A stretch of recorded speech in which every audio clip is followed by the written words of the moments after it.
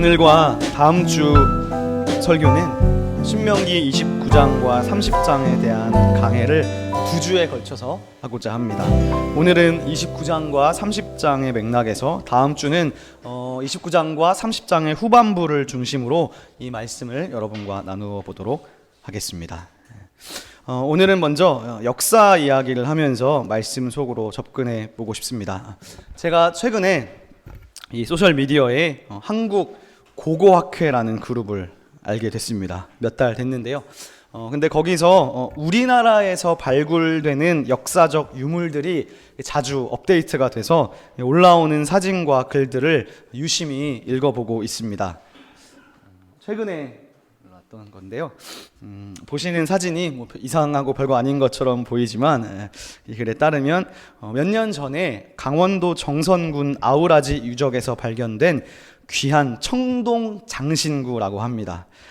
여기에서 어떤 시신과 더불어 시신의 귀 밑에서 귀걸이가 발견되는 등 귀한 유적이 많이 발굴되었는데 이 발견이 유의미한 것은 그전까지는 한반도 중남부에서 가장 오래된 청동기 유적이 전라남도 여수와 전주 등에서 발견된 비파형 동검이었는데 이거는 기원전 10세기 정도 되는 것이었습니다.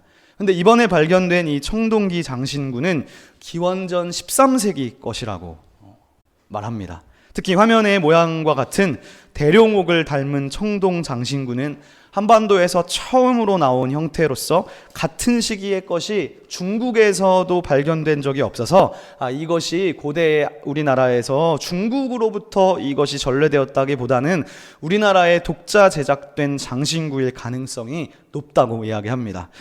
즉 기원전 13세기 즉 청동기 시대의 우리나라는 어떤 생활 또 어떤 장신구, 어떤 귀걸이 등을 하고 있었는지를 이것을 통해서 유추해 볼 수 있었습니다. 다음 사진은 영화의 한 장면인데요. 혹시 무슨 영화? 트로이라는 영화의 한 장면입니다. 트로이의 목마라고 우리가 보통 많이 말하죠. 트로이는 고대 국가 이름인데 혹시 영화를 안 보셨다면 꼭 보셔야 되는 재미있는 액션, 스케일이 큰 영화입니다. 저는 개인적으로는 사극보다 이렇게 고대의 서양사를 다룬 영화를 좋아하는 편인데 이 영화의 일품은 바로 브래드 피트에 있습니다. 네, 브래드 피트가 바로 아킬레스로 나오는데 이 트로이의 목마라는 역사에서 아킬레스 건이라는 말이 이 영화에서 이제 유래되었죠. 이 역사에서. 그래서 혹시 안 보셨다면 왜 아킬레스가 탄생하게 되는지, 왜 그런 말이 나오게 되는지 영화를 통해서도 확인할 수 있을 것 같습니다. 그런데 이 트로이라는 영화의 배경이 되는 이 트로이의 전쟁은 역시 기원전 13세기의 아테네와 트로이의 전쟁을 다룬 영화였습니다. 트로이가 아마 대부분 어디에 있는 나라인지 잘 모르실 텐데 트로이는 오늘날의 터키 지방에 해당됩니다. 여기가 지금 터키죠. 이스라엘은 여기에 있고요. 터키와 이 아테네 그리스와의 전쟁을 다룬 영화입니다. 지도를 보시면 이 터키 지방은 여기 트로이는 이 전쟁이 있은 후에 약 1000년 후에 사도 바울이 이 지역으로 선교를 오는 곳이기도 합니다.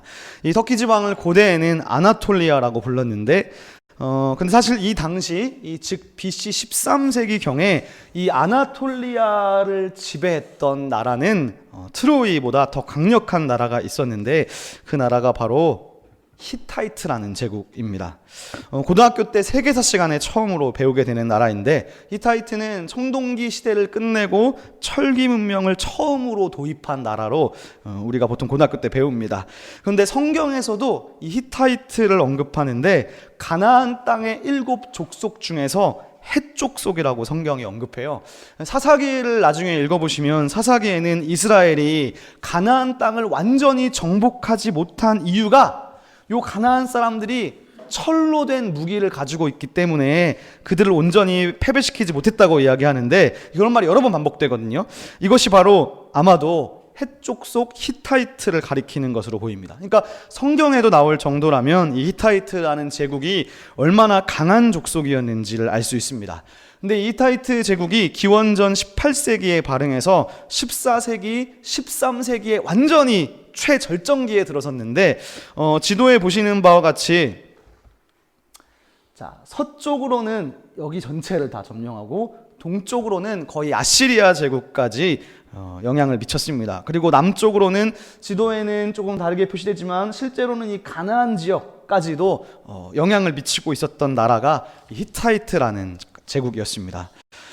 아시아권을 중심으로 보면 이 지도에 보시는 바와 같이 고대 시대에는 이집트와 히타이트와 아시리아 이 세 나라가 아주 접전을 펼치고 있는 형태입니다. 그래서 이 히타이트 제국은 결국 기원전 8세기에 들어와서 이 동쪽에 있는 아시리아라는 제국에게 완전히 멸망됩니다. 히타이트도 멸망되지만 북이스라엘도 이 아시리아한테 멸망당하는 것이죠. 오늘 제가 이렇게 설교 도입 부분에 이런 역사 이야기를 여러분들에게 가르쳐 드리는 이유는 성경이 결코 하늘에서 뚝 떨어진 책이 아니라 역사와 무관한 말씀이 아니라 오히려 역사 속에서 하나님이 이스라엘과 어떻게 동행하시고 어떻게 함께 하셨는지를 말씀드리고 싶기 때문입니다.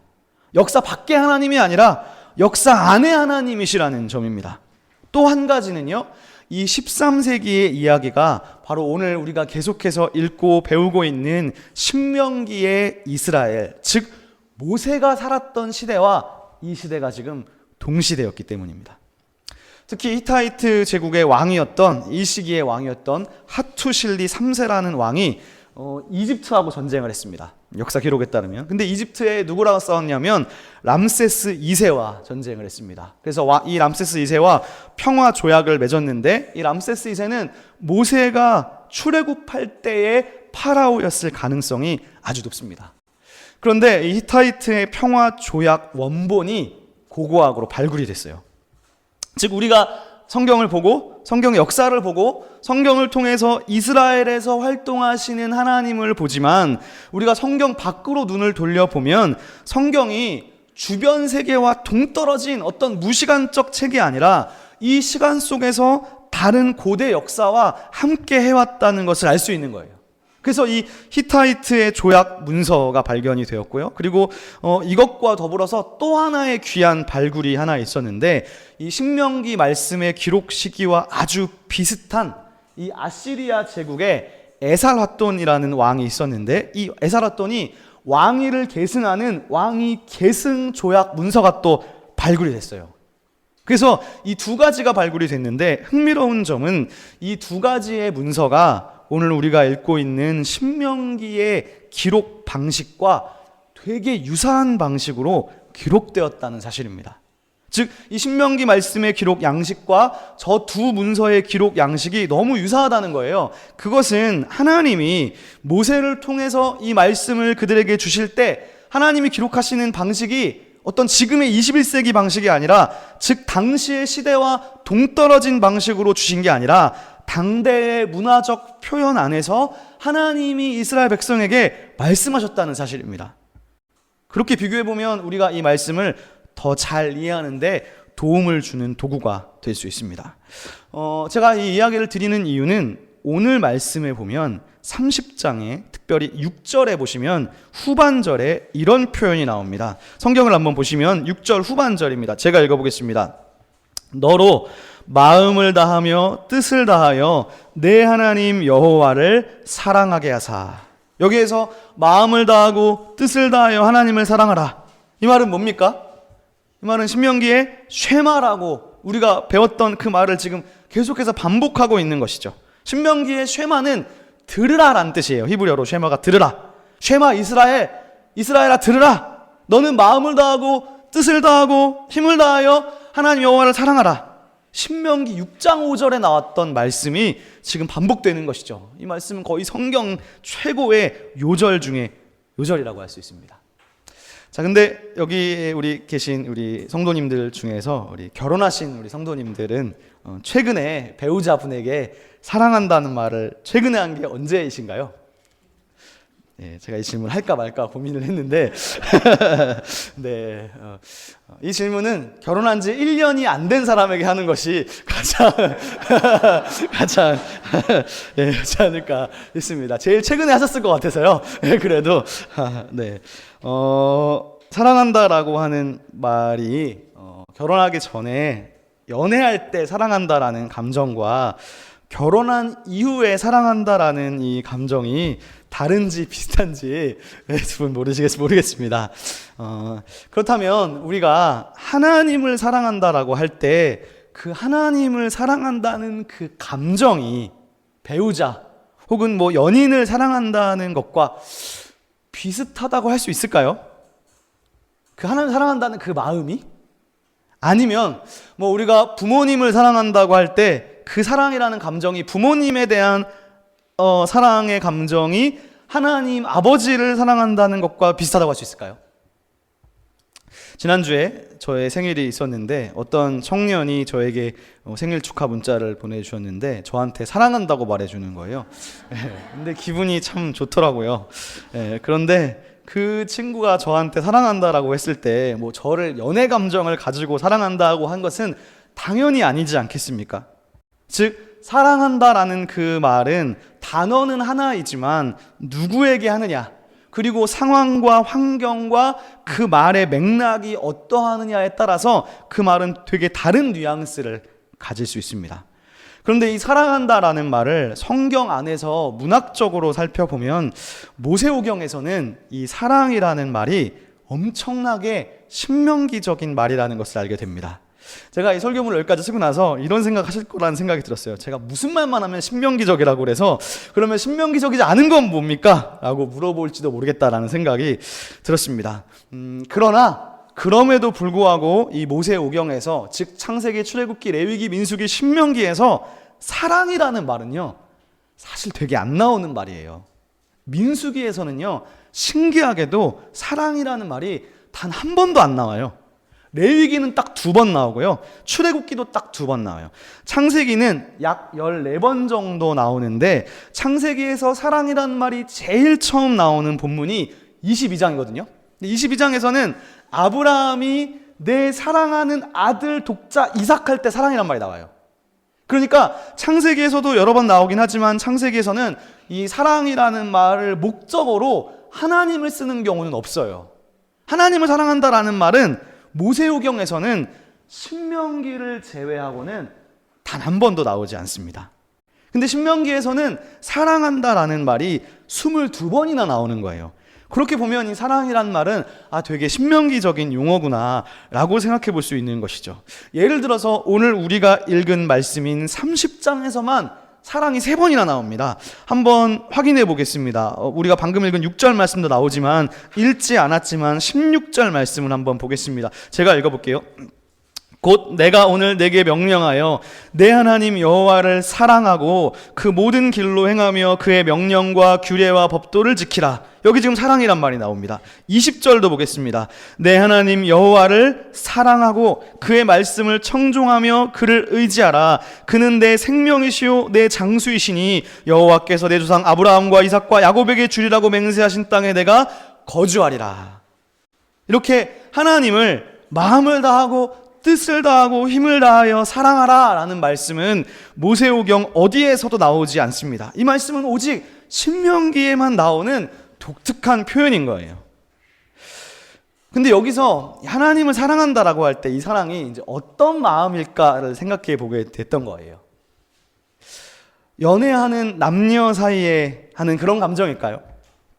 그런데 독특하게도 제가 오늘 설교의 서두에서 소개해드렸던 신명기와 유사하게 기록된 아까 정치 문서들, 히타이트가 다른 나라와 조약을 맺을 때 기록했던 조약 문서, 그리고 아시리아의 왕이 쓴 조약으로 발굴된 그 조약 문서, 이 모두에 공통되는 낱말이 나오는데 그게 바로 사랑이라는 말입니다. 이상한 것 같아요. 왜냐하면 우리가 아는 사랑은 어떤 연애적인 감정, 인간적인 감정, 뭔가 어떤 따뜻한 감정인데, 근데 히타이트나 아시리아의 조약 문서와 같은 정치 문서에서 사랑이라는 말이 나온다는 게 좀 이상한 거예요. 사실 여러분, 우리가 지금 이 일본과 우리나라의 관계가 정말 극도로 안 좋잖아요. 근데 만약에 그냥 생각해 보는 거예요. 극적으로 이 문재인 대통령과 아베 총리가 극적으로 화해를 했다. 그래서 내일 조약 문서가 나오는데 이 평화 조약 문구에 나 아베는 문재인 대통령을 평생 사랑하겠습니다 라는 말이 만약에 조약 문서로 나온다고 생각해 보세요. 얼마나 이상하겠습니까? 근데 고대의 정치 문서에서 평화 조약 문서에 사랑이라는 말이 나온다는 거예요. 그렇다면 우리가 생각할 것은 이 고대의 정치 문서에서 나오는 사랑이라는 말은 이것이 어떤 단순한 연애 감정적인 말이 아니겠구나 라고 생각할 수 있는 것이죠. 우리 고려 시대가 몽골의 지배를 오랫동안 받았습니다.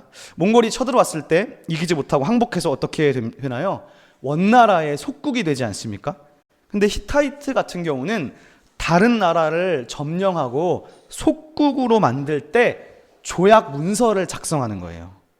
히타이트가 종주국이 되고요, 속국이 된 고려는 봉신이 되는 거예요. 근데 이 조약 문서에 어떤 내용이 들어가야 하냐면 이 속국이 된 이 봉신 국가가 이 종주국의 왕을 어떻게 해야 되느냐? 사랑해야 된다는 거예요. 라는 말이 나오는 거예요. 그러니까 봉신의 왕이, 속국의 왕이 이 원나라의 그 왕을 사랑해야 된다. 동성애적 감정입니까? 그런 연애 감정이 아닌 것이죠. 그렇다면 이렇게 계약 문서에 나오는 사랑한다라는 말은요, 이것이 의미하는 바는 바로 충성이라는 말인 거예요.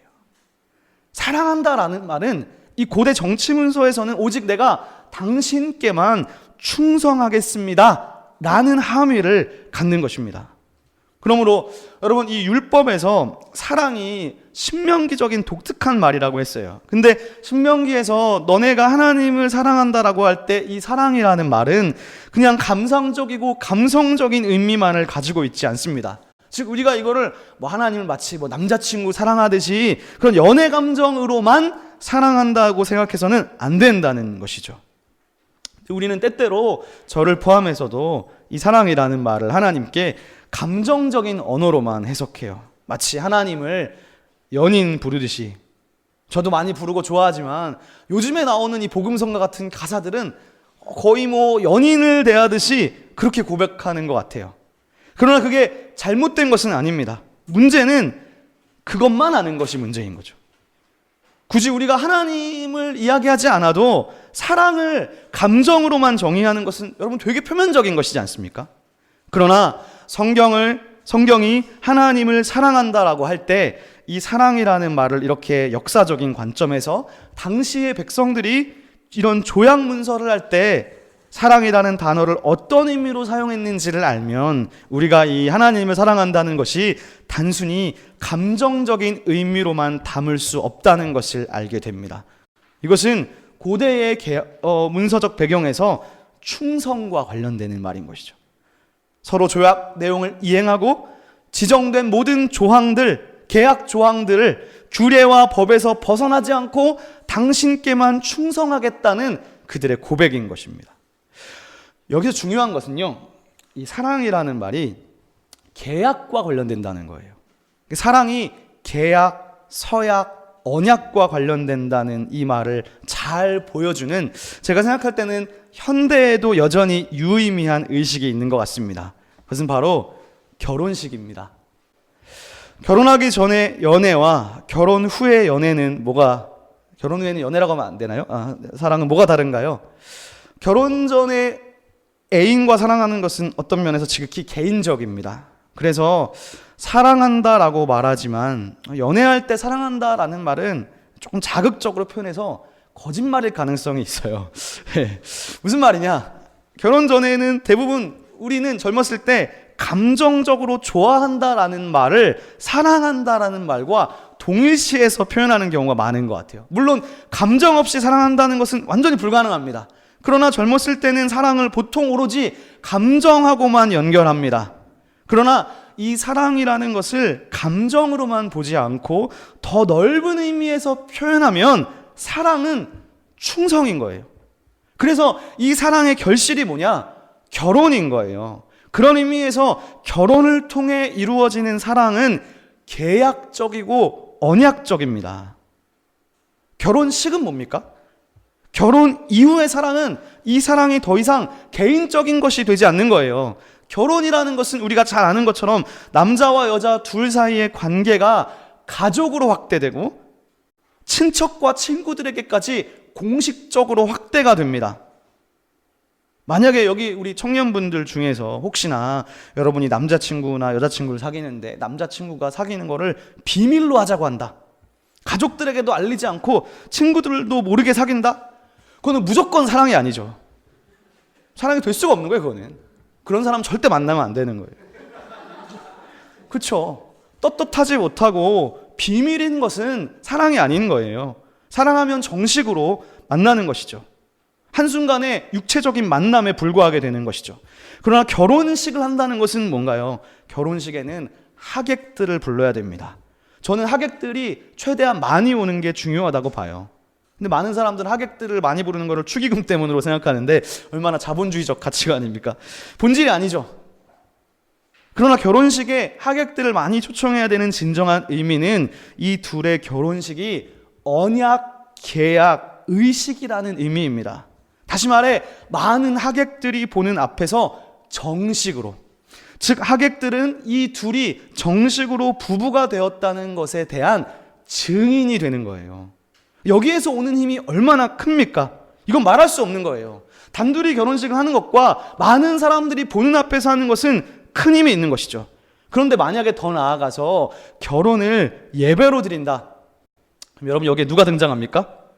증인으로서 하나님이 등장하는 거예요. 하나님 앞에서 계약을 맺는 거예요. 그러니까 하나님과 많은 사람들 앞에서 정식으로 계약을 맺는다? 결혼 예배는 하나님 앞에서 하는 거잖아요. 사실은 여기에는 큰 결단이 필요한 거예요. 하나님까지 끌어들였으니까 이거 어길 수 없는 거죠.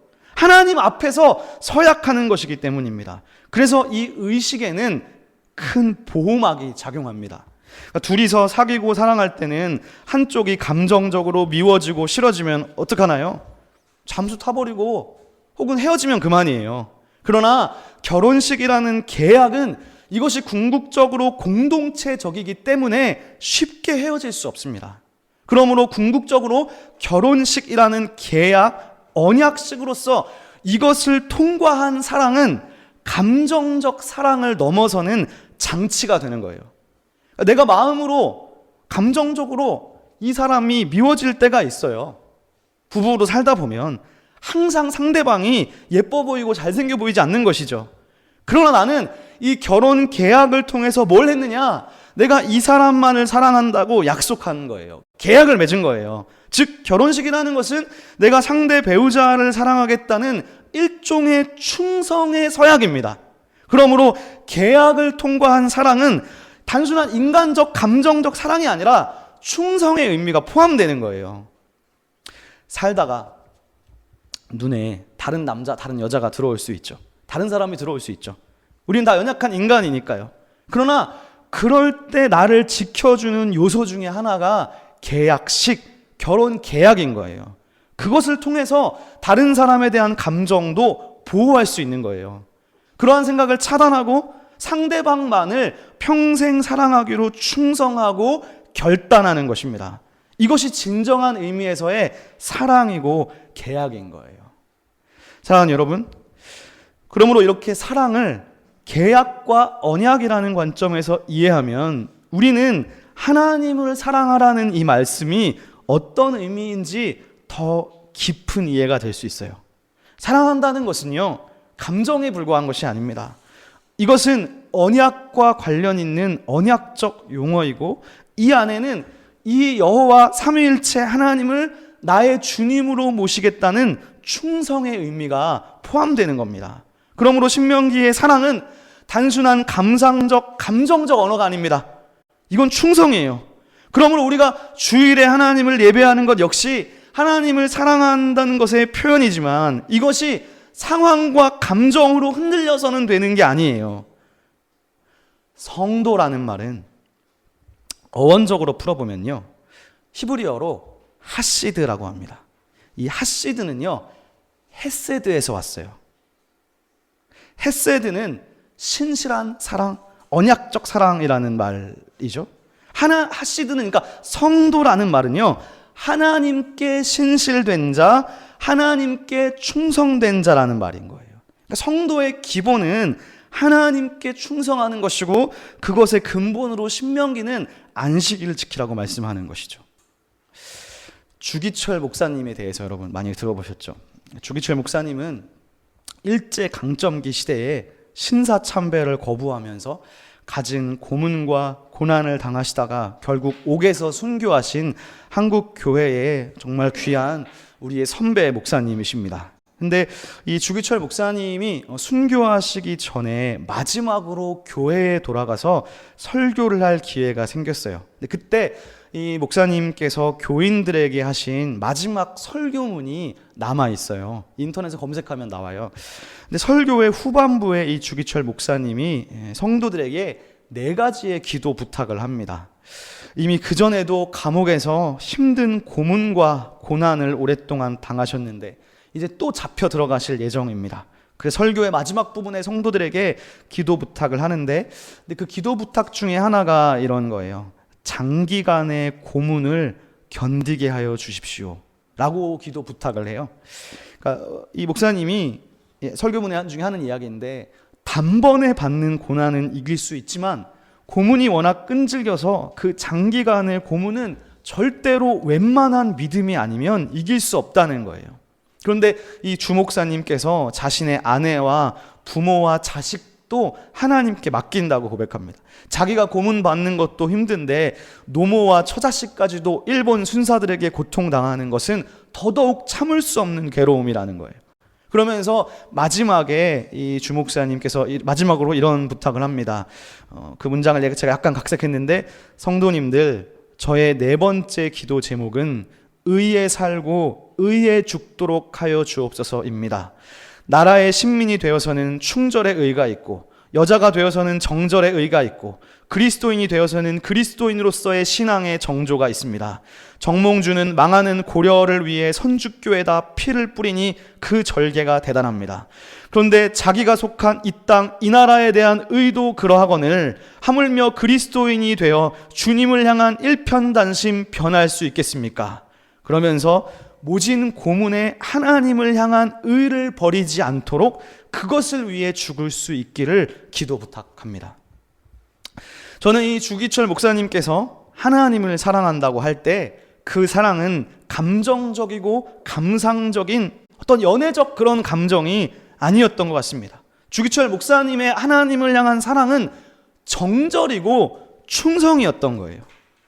주기철 목사님이야말로 신명기적 하나님의 사랑의 본을 보여주신 그런 목사님이셨습니다.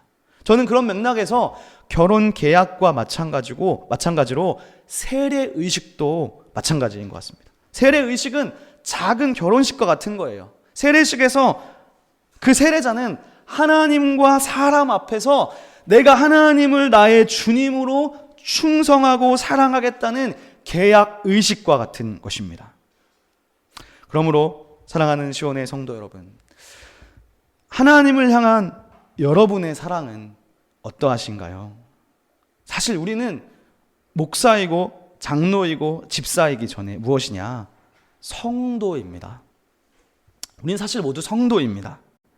여러분 착각하시면 안 되는 것이 있는데, 성도는 평신도를 지칭하는 용어가 아닙니다. 오히려 집사, 권사, 장로보다 더 중요한 말이 아름다운 성도라는 말인 거예요. 그런데 이 성도라는 말의 히브리어가 제가 하시드라고 했습니다. 이 하시드가 헤세드에서 나왔다고 그랬어요. 즉 헤세드는 언약적 신실함, 계약적 사랑이라는 말이에요. 즉 하나님과의 언약에 충성을 맹세한 사람, 하나님과의 언약에 신실하기로 다짐한 사람, 그 사람을 성도라고 하시드라고 부릅니다. 성도라는 말은 하나님과의 언약에 참여하고 하나님의 언약에 충실하기로 결단한 사람인 거예요. 그리고요, 그 성도들의 모임을 뭐라고 부르느냐? 교회라고 하는 거예요. 교회는 성도의 모임이에요. 그래서 헬라어로 교회는 에클레시아라고 합니다. 근데 이 에클레시아를 히브리어로 바꾸면 뭐냐? 카할이라고 해요. 카할은 성도의 모임인 겁니다. 구약의 언어로는 이것을 회중이라고 하고요, 신약의 언어로는 교회라고 합니다. 그래서 이 카할이라는 회중이라는 용어는요, 절대로 아무한테나 쓰는 말이 아니에요. 그렇지 않아요. 이 카할 회중이라는 말은요, 이 회중이 한글로 회중이라고 번역해서 그냥 뭐 어중이 떠중이 아무나 다 모여가지고 회중이 되는 게 아니에요. 그래서 한글은 조금 오해가 있을 수 있어요. 이게 그냥 군중이 아닙니다. 구약에서 이 카할 그리고 하시드라는 말은요, 하나님과 언약을 맺은 언약 백성을 향한 표현입니다. 언약을 맺은 사람이에요. 마치 남자와 여자가 결혼식이라는 계약 의식을 통해서 부부가 된 것처럼. 여러분, 신랑 신부, 남편 아내라는 말을 아무한테나 씁니까? 연애할 때는 그런 말 못하죠. 연애할 때 남편 아내라는 말 안 하잖아요. 감히 연애하는 주제에 결혼해야지 얻을 수 있는 그 신랑이라는 칭호를 줄 수 없죠. 줄 수 없는 표현이죠. 예. 그죠? 연애에서는 그런 급 높은 표현을 줄 수 없는 거예요. 신랑이라는 말은 오로지 결혼이라는 계약 의식에 동의하고 그거를 통과한 사람에게 주어지는 칭호인 거예요. 성경은 그리스도인을 뭐라고 부르느냐? 때때로 예수님의 신부로 불리워집니다. 성도를 가리켜서 신부라고 하는 거예요. 그러므로 성도라는 말은 정말 급 높은 표현인 것이죠. 성도라는 말은 교회에 나온다고 붙여줄 수 있는 표현이 아닌 거예요. 교회에 나오는 사람은 정말 많아요. 교회 다닐 수 있어요. 그리고 이 교회에 나와서 하나님의 존재도 동의할 수 있어요. 신의 존재를 믿는 사람은 사실 또 교회 안 나오는 사람도 있습니다. 물론 신의 존재, 하나님이라는 존재 자체를 믿기가 어려운 사람도 있지만 사실은 교회 밖에서도 신 인식을 하는 사람이 많아요. 무당들도 그렇지 않습니까? 신 인식을 하는 사람들이죠. 무당들도 신비 체험을 통해 접신하지 않습니까? 마찬가지로 교회에 오지만 교회에 와서 하나님을 믿는 사람이 있을 수도 있어요. 그러나 성도라는 표현은 교회에 출석한다고 주는 표현이 아닙니다. 그리고 성도는요, 단순히 하나님에 대한 신인식을 한다고 해서도 성경은 주지 않아요. 하물며 성도라는 말은요, 예수님의 희생을 내가 믿고 그 십자가 사건을 동의한다 하더라도 예수님의 기적과 희생적 사랑에 동의한다 해도 그 사람에게 성도라는 칭호를 주지 않아요. 그러면 성도는 누구에게 주는 칭호냐? 성도는 언약 의식에 참여해서 하나님과 언약을 맺은 사람, 하나님과 계약을 맺은 사람에게 오로지 그 사람에게 주는 칭호가 성도입니다. 그런데 여러분, 성경은 하나님을 어떻게 말씀하느냐? 성경의 하나님은 이집트에서 신음하던 이스라엘을 구원하시기 위해 오셨습니다. 사탄과 마귀의 권세 아래 죽음으로 갈 수밖에 없는 인간을 구원하시기 위해 예수님이 이 땅에 오신 것이죠. 그리고 이스라엘을 파라의 권세로부터, 예수님께서 우리를 죽음의 권세로부터 구원하셨어요.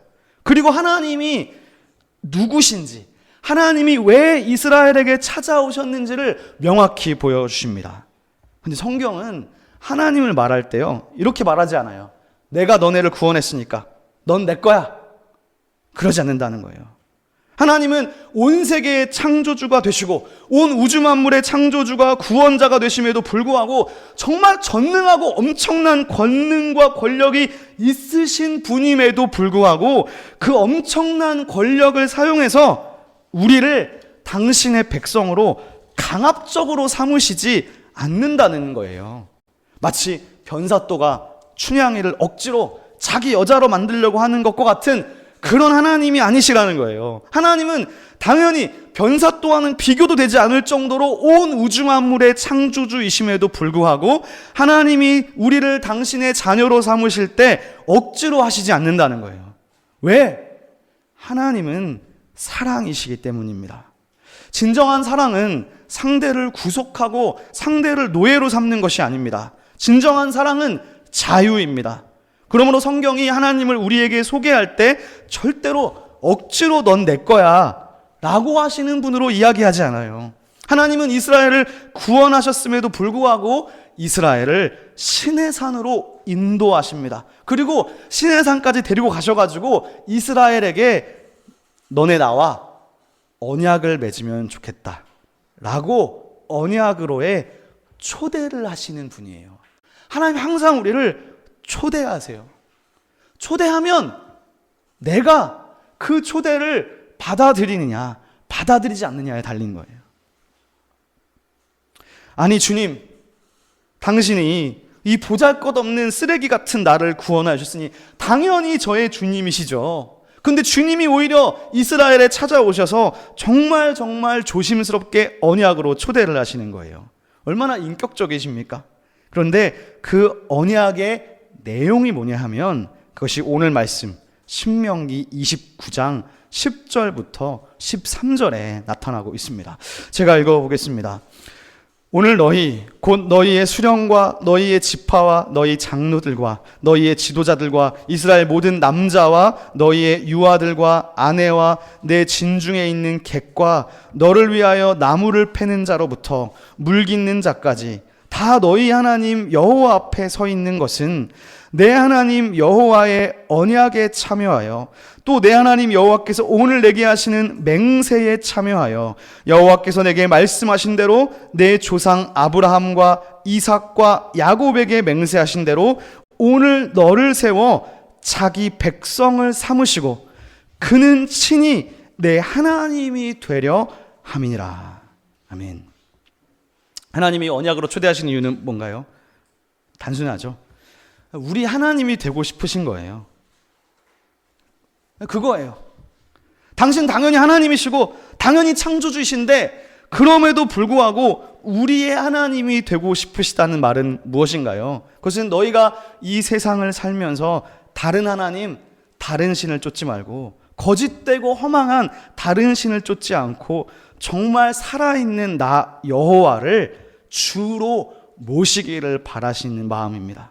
그래서 그 언약을 우리와 맺고 싶으신 것이죠. 우리와 사랑의 관계, 언약적 사랑의 관계가 되고 싶은 것입니다. 결국 여러분 우리와 하나님의 관계는 본질적으로 언약 관계입니다. 그래서 그냥 교회에 나오는 것으로는 부족해요. 교회에 모두가 나올 수 있지만 성도는 언약 관계 안으로 들어온 사람에게 주는 칭호입니다.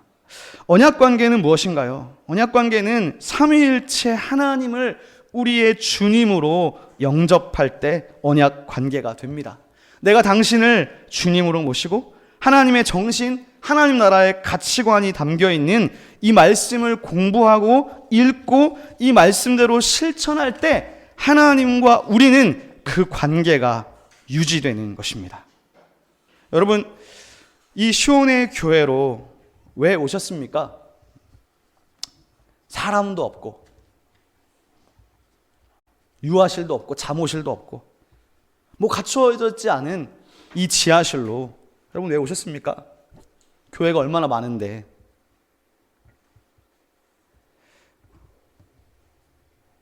여러분이 원하시면 이 교회를 언제든 떠날 수 있죠. 저도 마찬가지입니다. 그런데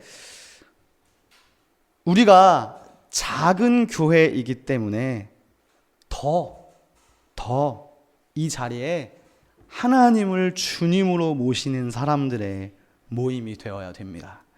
교회가 클수록 그렇지 않은 사람들이 많아요. 문제는 교회는 나올 수 있지만 그렇지 않은 사람들이 집사가 되고 그렇지 않은 사람들이 장로가 된다는 것, 그게 문제인 거예요. 하나님과의 언약관계, 성도라는 정체성도 없이 그저 교회의 일꾼이 되는 사람들이 많아질 수밖에 없는 게 큰 교회입니다.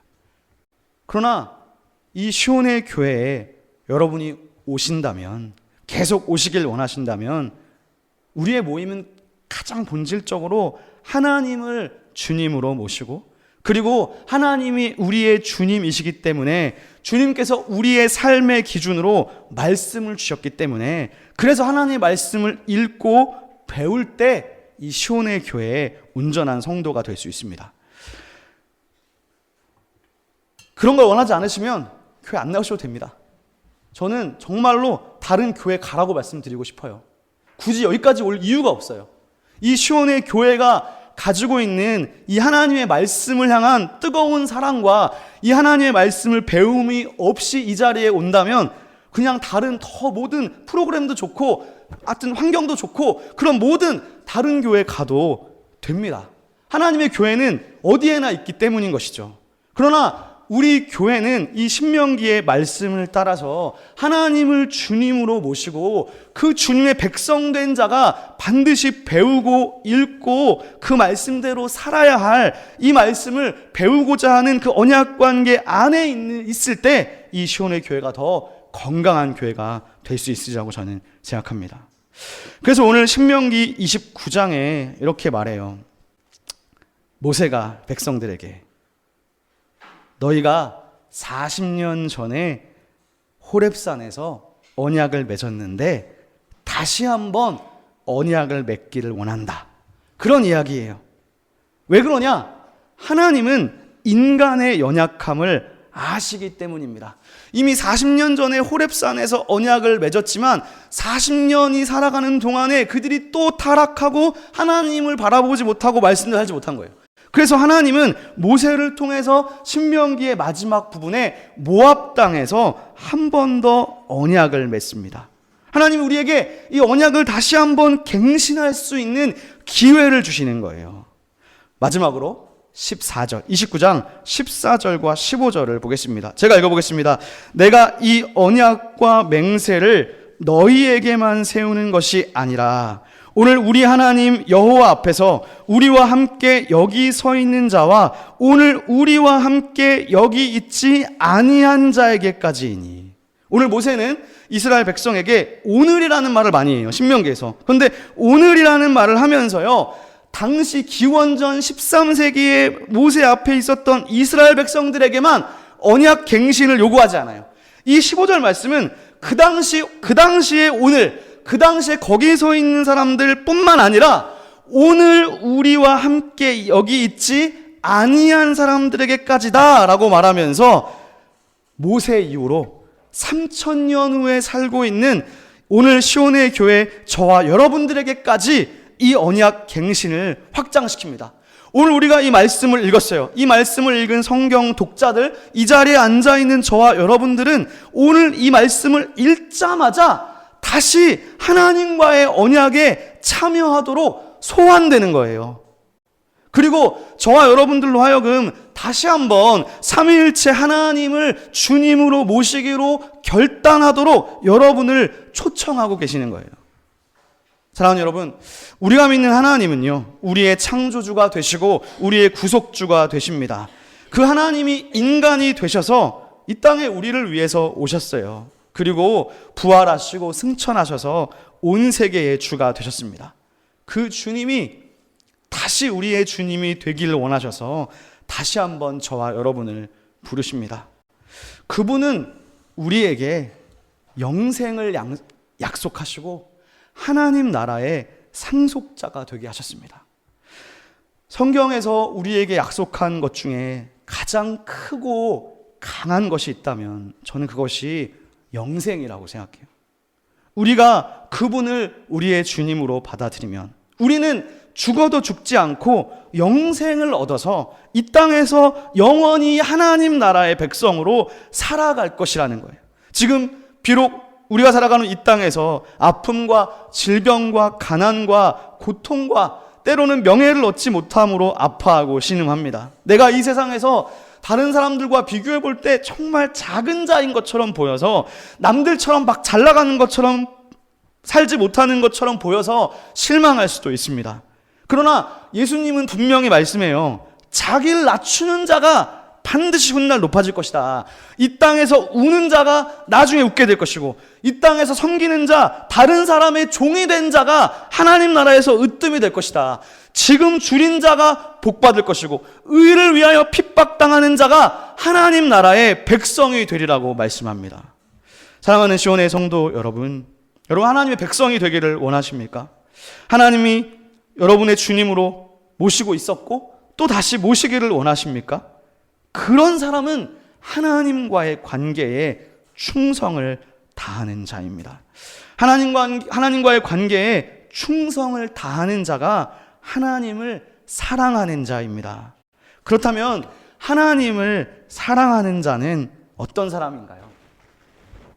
하나님을 사랑하는 자는 예수님 이렇게 말씀하세요. 너희가 나를 사랑하면 나의 계명을 지키리라. 나의 계명을 지키는 자라야 나를 사랑하는 자다. 신명기의 계명을 배우고 읽고 지켜야 하는 이유가 여기에 있습니다. 하나님을 사랑하는 자는 신명기의 말씀을 지키는 자입니다. 기도하겠습니다.